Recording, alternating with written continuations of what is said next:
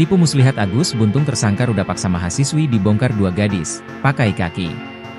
Kepolisian Daerah Nusa Tenggara Barat, Polda NTB, berhasil mengungkap modus operandi yang digunakan Agus Buntung, 21, seorang pria difabel yang menjadi tersangka dalam kasus pemerkosaan terhadap dua mahasiswi. Modus ini terungkap berdasarkan pengakuan para korban kepada penyidik.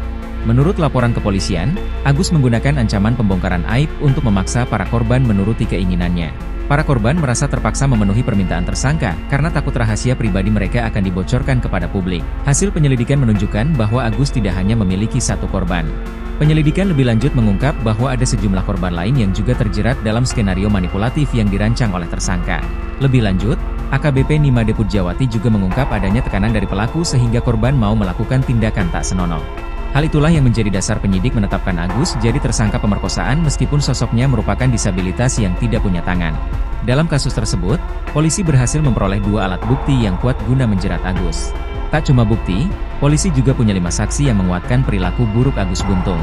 Perempuan inisial AA, teman korban, pria penjaga homestay berinisial IWK, perempuan berinisial JBI, saksi sekaligus korban yang mengalami kejadian yang sama dengan korban utama, perempuan berinisial A, saksi yang hampir jadi korban Agus, pria berinisial Y, teman korban.